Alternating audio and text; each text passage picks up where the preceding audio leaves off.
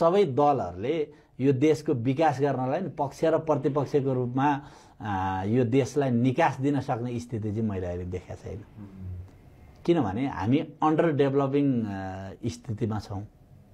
एकदमै कमजोर चाहिँ हाम्रो आर्थिक अवस्था छ। यो अवस्थाको डेभलपमेन्ट कुनै एउटा मसिया आएर डेभलपमेन्ट गर्न सक्दैन। यहाँ काङ्ग्रेस, एमाले, रासोपा, नयाँ आउने दल जो छन्, 4-5वटा दलहरूले एउटा साझा प्रतिबद्धता 30औं 40औं 50औं वर्षलाई गर्न पर्ने जरुरी छ। प्रतिपक्ष राजनीति होइन, एकअर्कालाई सहकार्यको राजनीति गरौँ भन्ने हुनसक्छ। त्यसका लागि स्विस मोडल एउटा एकदमै अब्बल मोडल हो।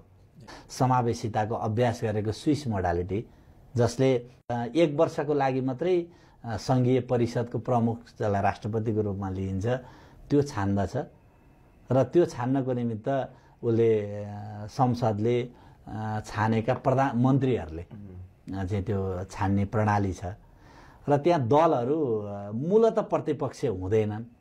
सबै दलहरू अहिले हामी कहाँ त्यो आवश्यकता पनि एउटा महत्त्वपूर्ण आवश्यकता हो। त्यसले त फेरि व्यथिति बढाउला नि त।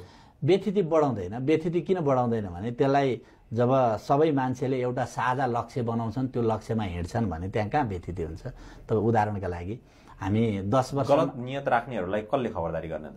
होइन, त्यो गलत नियत राख्ने ठाउँै नबनाएर मार्ग क्ल्यारिटी गरेपछि मूलभूत मार्ग, जस्तो तपाईँले देशमा पर्यटनको क्षेत्रमा 10 वर्षमा हामी मानौँ 1 करोड जनसङ्ख्यालाई चाहिँ हामी नेपालको चाहिँ कुनै क्षेत्रमा चाहिँ पर्यटकीय डेभलपमेन्ट गर्छौँ, त्यो चाहिँ इन्डिकेटरहरू चाहिँ यो हुन् भन्ने कुराको हामीले बनाइदिउँ र त्यही मार्गमा हिँड्नको निम्ति हामी समझदारी गर्छौँ भन्दा पर्यटन मन्त्रीको कार्यक्षेत्रै के हुन्छ भने जो आउँछ त्यही काम गर्छ।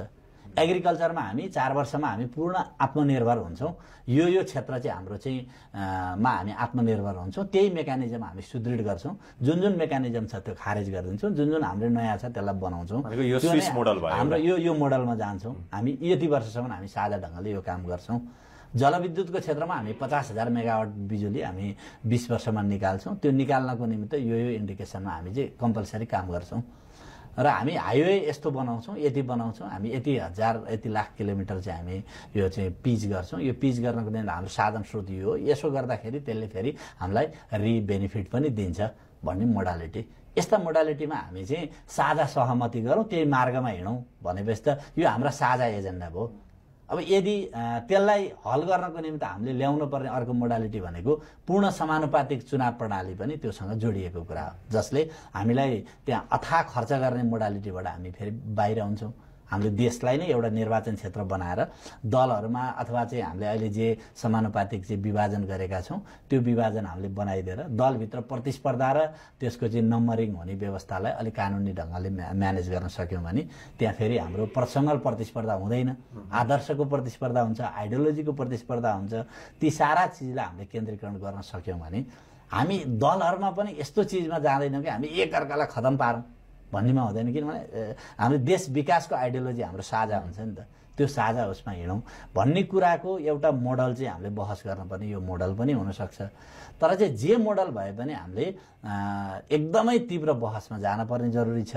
त्यसको आज परिपक्व बहस गर्ने फोरम केन्द्र भनेको चाहिँ आज माओवादी बाहेक मैले अर्को देखेको छैन। किनभने नेपाली काङ्ग्रेसमा पनि धेरै ठुलो अब विभाजनको बीचमा आइडियोलोजिकल बहसको त्यहाँ करिब अन्त भएको जस्तो म देख्छु। अब एमालेमा त त्यो झन् अब खतमै नै भइसक्यो, त्यो सिद्धि नै सक्यो, त्यो काहीँ आइडियोलोजिकल बहसै छैन। र यो बहस गर्न सक्ने आधिकारिक केन्द्र जहाँ अहिले हामीले तपाईँले भन्नुभयो वृद्ध नेताहरू पनि यहाँ केन्द्रीकरण हुनुहुन्छ, उहाँहरूलाई हामी राम्रोसँग स्थापित गरेर उनीहरूको भावनाहरू यहाँ सधैँ चाहिँ उहाँहरूको चाहिँ सोचहरू इतिहासहरू यहाँ कार्यान्वयन हुने मानि छ। र हामी सब नयाँ पुस्ताका युवाहरू यो बहस गर्ने चाहिँ तर्खर पनि छ, हामीले बहस सुरु पनि गरिसकेका छौँ। त्यसकारण माओवादी भन्न आइरहेको छ मलाई हाम्रो इतिहास नेपाली कम्युनिस्ट पार्टीको केन्द्रीकरणमा चाहिँ आम देशका सबै जेनजी प्रगतिशील शक्तिहरू सर्वपक्षीय जो शक्तिहरू छन् त्यसको केन्द्रीकरण गरेर देशको निकासको मार्गमा हामीले खडा भएर एउटा निकास त दिनुपर्छ।